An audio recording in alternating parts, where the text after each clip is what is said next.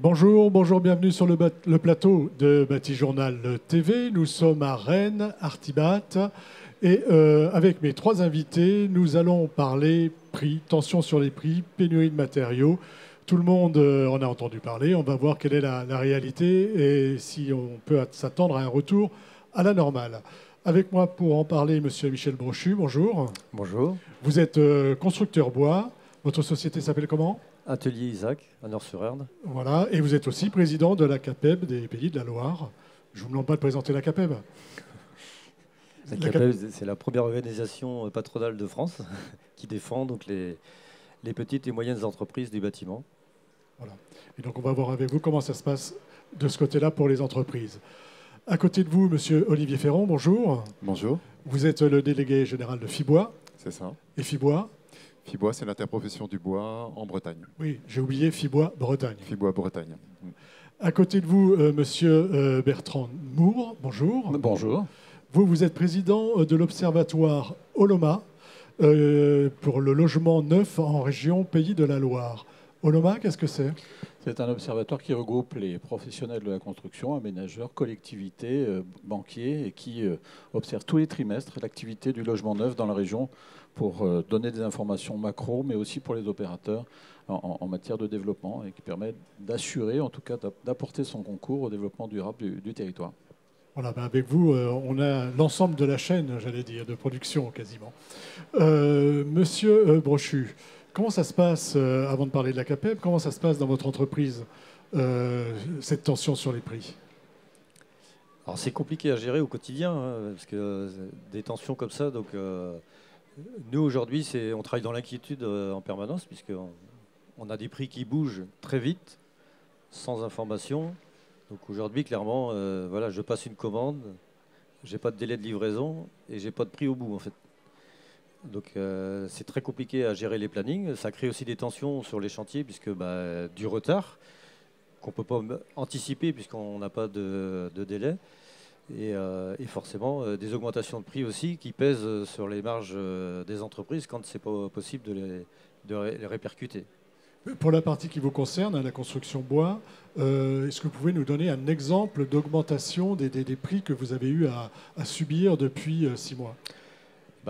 Oui, clairement. L'OSB, par exemple, donc, ce qui nous sert à faire de l'ossature bois principalement, on est sur des augmentations de 400%. Et sur le bois massif, on est à peu près autour de 100% aussi. Donc, suivant les essences, suivant les variétés. Donc, autant vous dire que c'est des augmentations très très lourdes. Enfin, moi, j'ai jamais connu ça en 30 ans de carrière. J'ai jamais vu ça. Vous n'avez jamais vu ça. C'est la première fois que ça arrive. J'aurais même pas imaginé que ça pouvait exister d'ailleurs. Ça, c'est aussi ce que constatent vos collègues à la CAPEB. Donc là, je m'adresse au président de la CAPEB Pays de la Loire. Comment ça se passe pour vos collègues, pour l'ensemble des artisans et petites et moyennes entreprises du bâtiment ? Alors on a ces augmentations, on voit les métiers, hein, beaucoup les métiers où il y a du métal aussi, parce qu'on a de très grosses augmentations sur tout ce qui est cuivre, le zinc, l'acier. Et puis aussi aujourd'hui, on a des problèmes d'approvisionnement. Donc notamment sur des choses techniques comme des chaudières, des pompes à chaleur. Donc à la saison qui arrive, vous dites bien que ça crée des tensions, puisque si on a prévu d'installer son chauffage et qu'on arrive dans la période d'hiver et qu'on n'a pas de délai à donner à nos clients, vous doutez bien que ça crée des tensions. Sur les marchés. C'est difficile à gérer. C'est tout simplement aujourd'hui, si je suis artisan plombier et que j'ai une pompe à chaleur à livrer, je ne sais pas si je vais pouvoir finalement, quand je vais pouvoir la livrer, c'est ça ? Moi aujourd'hui, j'ai mon plombier hier avec qui je travaille régulièrement et il a, je ne sais plus combien de chaudières de packs qui sont en commande et pour l'instant il n'a aucun délai, quoi. Donc forcément, c'est très compliqué. On a des projets où on doit faire des réceptions, du coup on ne peut pas réceptionner parce qu'il n'y a pas l'outil. Et puis ça leur crée énormément de contraintes aussi dans leur planning, quoi. Enfin, comme nous on le vit aussi, parce que derrière, quand vous avez des équipes et que vous avez planifié des travaux et que du coup vous n'avez pas la marchandise, à un moment s'il y en a ça arrive sur un truc, ça va. Mais si c'est toutes vos chaudières qui ne sont pas arrivées, vous imaginez bien que c'est des jours et des jours et des semaines de travail qui se décalent, mais il faut pouvoir les combler aussi, quoi.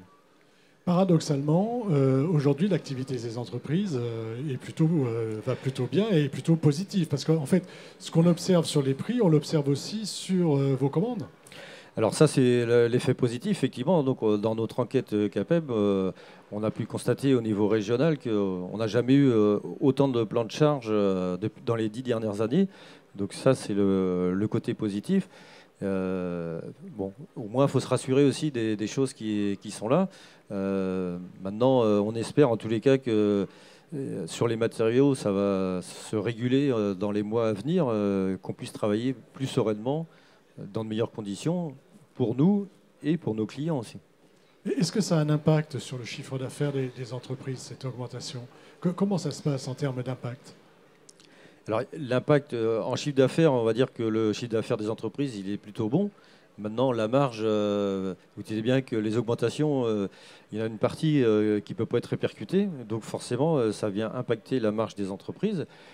Parfois, moi j'ai des exemples dans mon métier où l'augmentation, elle est de 3 fois supérieure à la marge en fait. Donc autant vous dire que là, ça crée aussi du stress au chef d'entreprise puisque on se dit, ben, on a un bon chiffre d'affaires, mais le résultat à la fin de l'année...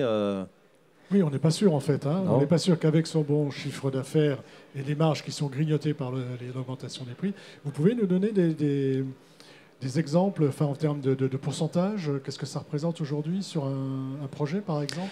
Alors, suivant les activités, on va dire que nous, moi dans mon métier, je fais de la charpente. La charpente, c'est vraiment impacté. On peut aller jusqu'à 20%, voire plus. Donc là, c'est très très impactant. Après, quand on est sur du mix au Saturbois, on va être sur de 10, 12%, ce qui est déjà énorme. Donc ça, c'est vraiment Ça, c'est ce que vous constatez au jour le jour en tant que constructeur bois. Voilà. Mais c'est aussi ce que constatent vos collègues plombiers, vos collègues métalliers. Voilà. Donc après, c'est pas une généralité, c'est-à-dire qu'en fonction des métiers, en fonction des activités, on a des augmentations qui peuvent être très fortes. Alors il n'y a rien à la baisse. Là, c'est clair. Là-dessus, on est clair. Par contre, les augmentations, elles sont, on va dire, peut-être entre 5 et 20%. Et c'est au cas par cas, si je puis dire, parce qu'en fonction des métiers, on est plus ou moins impacté, en fait. Dernière question, puis on reviendra vers vous après. Hein, mais est-ce que met en place la CAPEB pour accompagner les entreprises face à cette augmentation des prix des matériaux et aux éventuelles pénuries qui vont avec? Alors des choses qu'on met en place, qu'on a déjà depuis le départ, c'est déjà accompagner les entreprises sur leurs conditions de vente en fait. Donc d'avoir des conditions générales de vente avec des délais de validité des devis. Donc on leur conseille de les faire très courts vu la période. Et puis des conditions aussi de révision de prix pour pouvoir au moins amortir un peu les augmentations. Donc on les accompagne là-dessus, on met à leur disposition des conditions générales de vente qui soient adaptées à la situation. Et puis on les accompagne aussi quand ils ont des problèmes de litige aussi avec les clients, parce que c'est important d'accompagner les chefs d'entreprise, que ce soit avec du particulier ou avec du professionnel ou autre.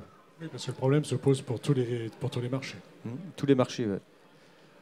Merci, on reviendra vers vous tout à l'heure et n'hésitez pas à intervenir si jamais vous voulez réagir à ce qu'on va entendre, notamment sur l'aspect de la ressource bois. Donc on a compris qu'il y avait une forte augmentation. Comment vous l'expliquez et comment, vu de là où vous êtes, de votre place, Fibois, comment vous voyez ces augmentations et comment vous les expliquez d'abord? La genèse, c'est qu'il y a 1 an à peu près, donc on s'est retrouvé avec une référence, c'est la référence du prix de la planche aux États-Unis, qui n'a fait qu'augmenter à partir de l'automne 2020 jusqu'à cet été, où on était sur des prix de la planche qui étaient de l'ordre autour de 300 $, et qui est monté à plus de 1600 $, 1700 $. Le pic devait être au mois d'avril-mai à peu près. Et donc il y a eu un afflux des exportateurs de bois européens qui traditionnellement alimentaient plutôt le marché français, pas que, mais en partie, et qui ont préféré justement aller orienter leur matière vers le marché américain. Ce marché américain a été quand même très déstabilisé par la relation au Canada, par un certain nombre d'incendies, d'inondations. Le Covid aussi qui a fait arrêter pendant une longue période les outils de transformation sur ce territoire.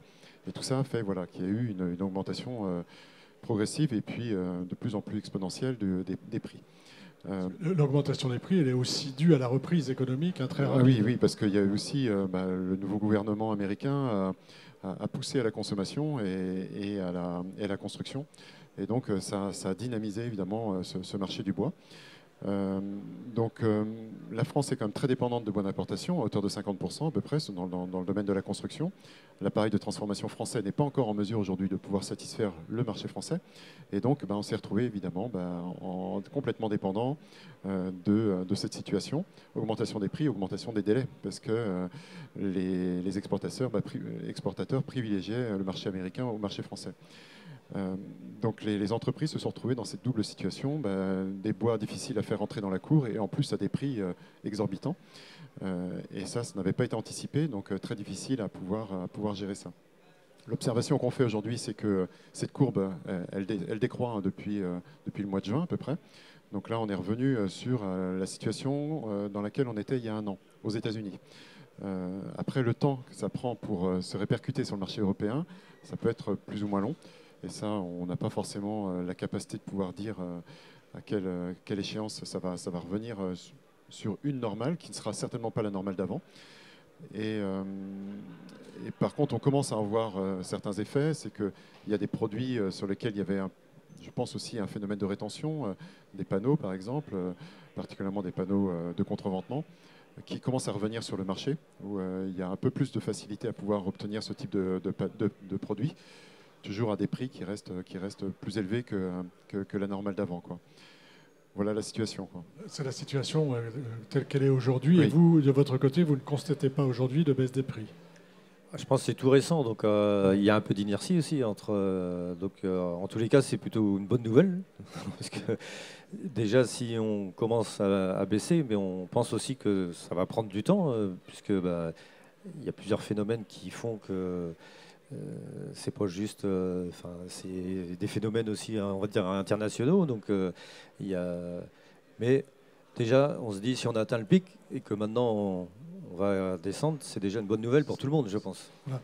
Est-ce que, je ne sais pas si vous avez des informations sur les autres matières premières, type acier, cuivre, qui augmentent. Je ne sais pas, peut-être que vous en avez des informations. On est en échange avec les acteurs de l'industrie au niveau régional et les nouvelles ne sont pas bonnes, quoi. C'est que beaucoup d'autres matériaux. Alors la Chine a connu des ruptures d'énergie, d'électricité ou de production d'énergie, et donc ils ont dû faire des choix en termes de production industrielle. Et donc il y a certaines productions industrielles qui ont été complètement arrêtées, et on annonce des ruptures ou des difficultés d'approvisionnement sur certaines matières premières, comme l'alu par exemple. Donc on va avoir à nouveau une inflation des matières premières complémentaires. On a aussi d'autres soucis, c'est qu'il y a des velléités d'investissement des entreprises qui sont particulièrement exprimées, là, entre autres dans le cadre du plan de relance. Mais j'avais un cas d'exemple qui m'a été présenté hier, une entreprise qui avait besoin de réinvestir dans un moteur. D'habitude, délai de livraison 4-5 semaines. Là, on est rendu à 52 semaines, donc 1 an de livraison pour un moteur. 1 an de livraison pour un moteur, oui, on atteint des choses hallucinantes. Donc on va se retrouver dans des difficultés à gérer le quotidien, entre la répercussion des prix, les délais de fourniture, à la fois des pièces machines ou des matières premières. Donc une situation qui va être très complexe pour les chefs d'entreprise. Ouais. Dernière question, puis après on viendra sur le marché du logement. Est-ce que si on avait eu davantage de bois français, ou en tout cas, est-ce que cette situation va favoriser à un moment donné ou l'autre le bois français? C'est déjà le cas. Nous, ce qu'on a connu, et à notre grande surprise, parce que le métier de FIBois, c'est justement la promotion des bois, et puis l'idée de créer un lien entre une ressource française et puis des marchés locaux. Et on sentait bien que depuis des années, c'était un peu compliqué du côté des charpentiers particulièrement, habitués à avoir des produits de qualité importés de Scandinavie, de Germanie, de Germanie, et des produits de qualité à petit prix. Il était difficile de positionner des bois français de moins bonne qualité à des prix plus élevés. Et là, sur la période qu'on a connue, la période sanitaire qu'on a connue, les charpentiers, les négoces sont venus vers les interpros pour essayer justement de recréer du lien. Et il commence à se mettre en place là, depuis quelques mois des nouvelles initiatives où les bois français sont favorisés. Donc pour nous, c'est très positif. Ouais. C'est plutôt positif. Ce qui ne veut pas dire que si on a du bois français, on l'envoie aussi à l'étranger, là où les prix sont plus favorables, non? Non, alors ça, pour en avoir on en a beaucoup échangé avec les sieurs, les premiers transformateurs. Et ce jeu-là n'a pas été joué par la première transformation. Déjà, ils n'ont pas répercuté les prix au même niveau que les bois importés. Ils ont augmenté leur capacité de transformation. Ils sont montés à plus de 120% de capacité de transformation. Et puis, ils ont privilégié leur marché français. Donc, les mouvements internationaux dont on entend parler, c'est plus l'export de bois rond et non pas l'export de boissier. Voilà, n'est pas concerné. Ouais, je suis d'accord aussi avec ça. Moi, je travaille avec des bois français, donc et heureusement en fait, parce qu'on a pu aussi. Il y a encore une éthique dans les entreprises françaises et c'est important. Ils ont aussi continué à servir leurs clients et ils ont refusé des commandes qui venaient d'un peu partout. Et on a des augmentations qui sont pas du tout du même ordre que ce qu'on peut avoir sur le marché. Donc c'est important. Et moi, je suis pour aussi qu'on retravaille l'économie ensemble avec tous les acteurs. Il y a les gens qui ont des besoins qui sont nous, la transformation. Il y a les gens qui produisent.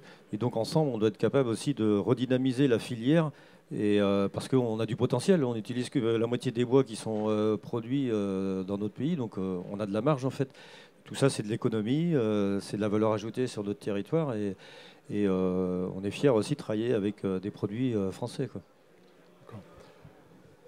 Le marché du logement, comment ça se passe? Mais là, ce que vous venez d'entendre avant, une petite réaction par rapport justement à la construction et la construction bois, il va y avoir aussi il y a un contexte, on va dire, réglementaire favorable avec la RE 2020. Qu'est-ce que ça vous amène comme commentaire? On pourra parler un petit peu du marché parce que je pense qu'il faut effectivement avoir cette perspective. Mais sur la question on réglementaire, en parle. évidemment, c'est un sujet qui est important. Alors, est-ce qu'il est favorable? Il va pousser à la production de logements avec une incidence du bois de façon très importante.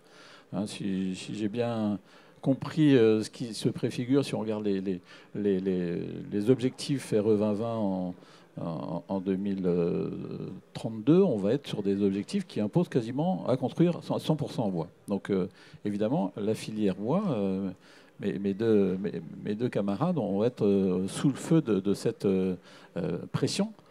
Alors qu'aujourd'hui, on peut le dire, le bois est utilisé évidemment dans la construction, mais pas du tout dans les mêmes proportions que celles qu'on veut mettre en place aujourd'hui, voire demain.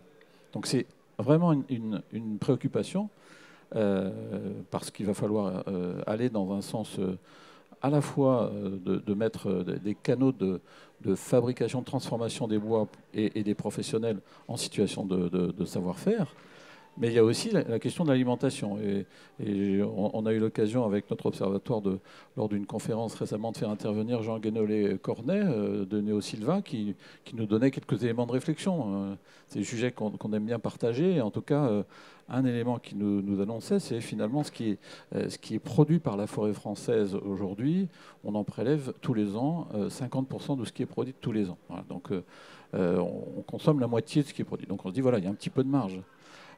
Notre inquiétude, c'est de dire demain matin, si on est dans la logique de construire effectivement massivement en bois, ça n'est pas le double de ce qu'on consomme aujourd'hui. Ce sera peut-être 3 fois ce qu'on consomme aujourd'hui dont on aura besoin pour construire ces immeubles. Alors peut-être qu'on aura d'autres solutions. Le béton est en train de trouver des pistes décarbonées. Rassurez-vous, ils réfléchissent. Voilà, mais il faut en tout cas sur le sujet se poser des vraies questions d'anticipation, parce qu'on a besoin d'anticiper. Ce n'est pas moi qui vais dire ça, nos amis. La filière a besoin d'anticiper. Pour le coup, un arbre que l'on travaille dans une scierie aujourd'hui, il arrive, il a un demi-siècle. Hein. Donc voilà, pour prendre des décisions aujourd'hui, pour avoir une filière bois qui est suffisamment forte pour répondre aux besoins sur les territoires, globalement, ce sera dans 50 ans. Voilà. Allons-y sur le marché. Oui, et sur ce que vous constatez en tant qu'observatoire. Oui, alors notre observatoire regarde l'ensemble du marché. Il faut évidemment avoir à l'esprit que la question du logement neuf, hein, pour qu'on construise des logements neufs, c'est évidemment parce qu'on a une structure de population et d'évolution des ménages qui fait qu'on a besoin de logements en France. Plus de 400 000 logements devraient être construits tous les ans, 400, 450, 500. Tout le monde n'est pas d'accord là-dessus. On est qu'à 360 000 logements démarrés sur une année glissante, donc on voit qu'on est très en dessous. Et la région Bretagne comme la région Pays de la Loire sont des régions qui sont à la fois attractives, avec une natalité forte, et aussi avec une structure, un desserrement de la taille des ménages qui fait qu'on a plusieurs moteurs pour ces besoins de logement neuf. Donc il faut construire. Sur la région du Pays de la Loire, ce serait 23 000 logements qu'il faudrait construire tous les ans pour compléter le parc existant, pour le corriger, pour répondre à ces évolutions structurelles. Et la difficulté que l'on a aujourd'hui, elle s'additionne avec une difficulté qu'on a identifiée depuis, on va dire, 3 ans, hein, avec la période préélectorale municipale qui a fait que, globalement, les opérations nouvelles, les autorisations nouvelles, les ouvertures à l'urbanisation se sont ralenties de façon importante, plus des préoccupations qui sont aussi liées à l'environnement, la réflexion sur la nature en ville et sa place en ville, qui fait qu'on est sur les logements libres passés en termes de volume de vente de près de 7 000 logements il y a 3 ans à moins de 5 000 l'année dernière. On est un petit peu au-delà de ce chiffre, mais on est de loin au volume attendu. Un chiffre encore, je ne pourrais pas vous... Allez-y. Non, c'est intéressant vous en donner d'avoir trop, mais des échelles. sur ce sujet-là de production de logement, on voit qu'on est en retrait. C'est de plus en plus difficile sur les grandes agglomérations aujourd'hui. Et l'effet Covid a eu un effet dévastateur sur la production de logements sur l'année 2020. Je prends un exemple, c'est la métropole nantaise sur laquelle, suivant le PLH, où certains acteurs il faut construire entre 6 000 et 7 500 logements.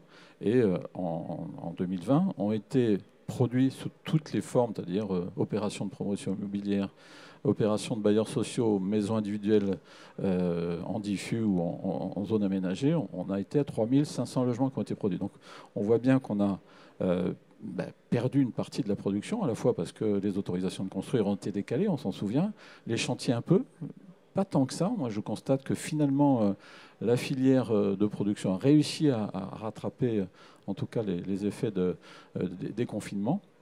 Mais voilà, on est dans une situation de tension qui est déjà très forte sur la production pour répondre aux besoins.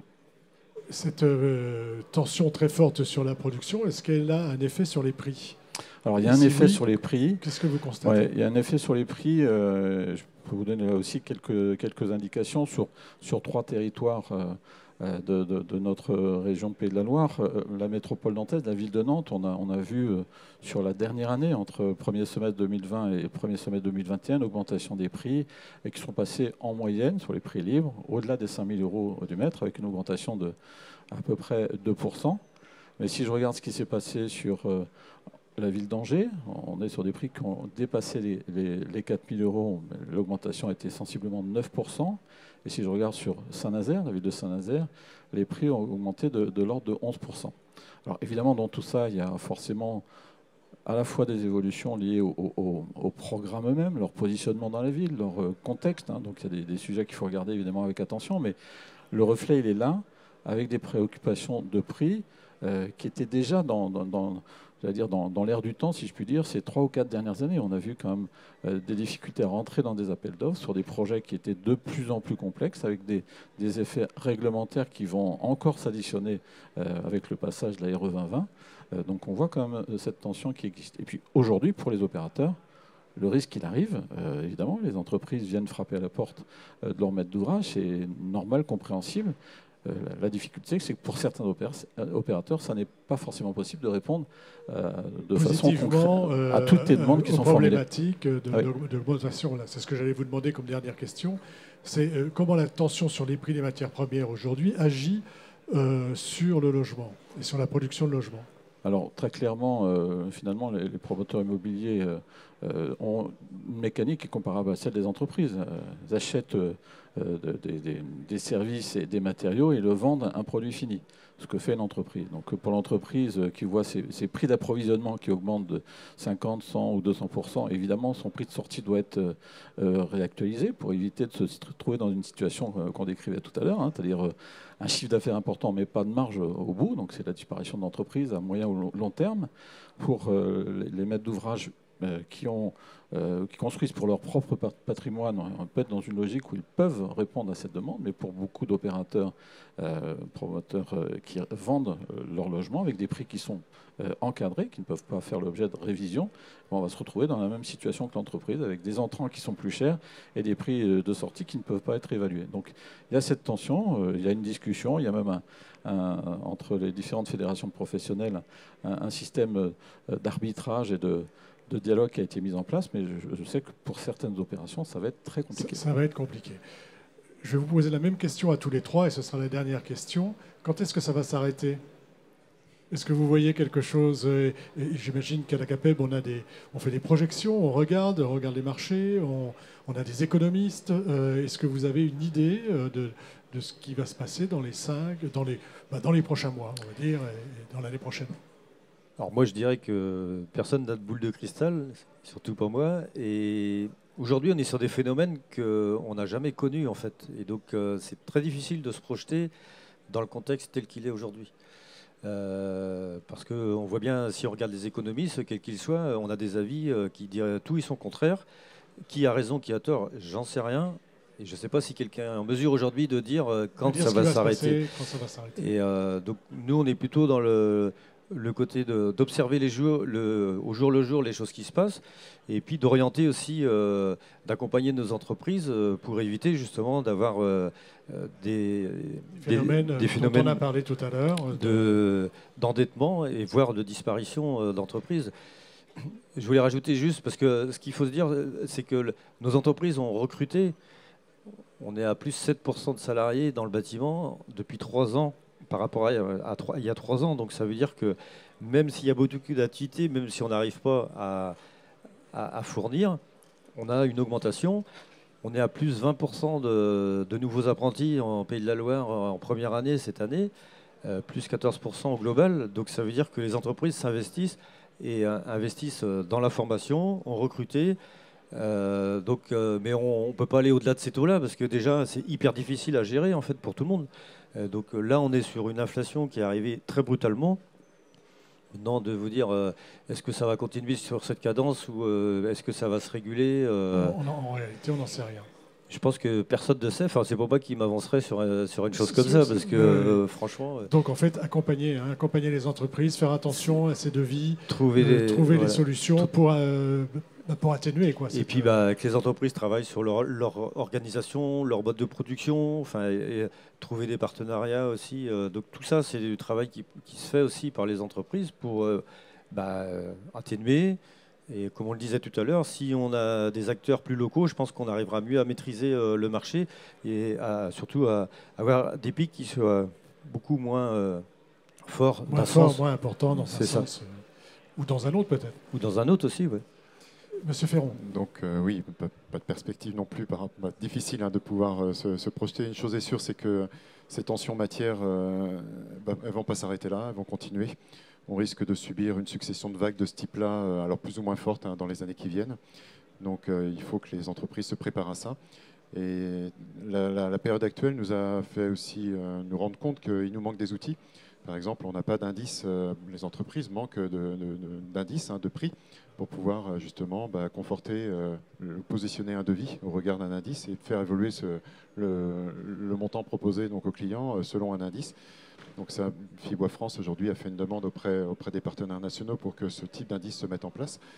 Il va falloir qu'on équipe un peu mieux les entreprises pour qu'elles puissent continuer à évoluer dans ce monde complexe.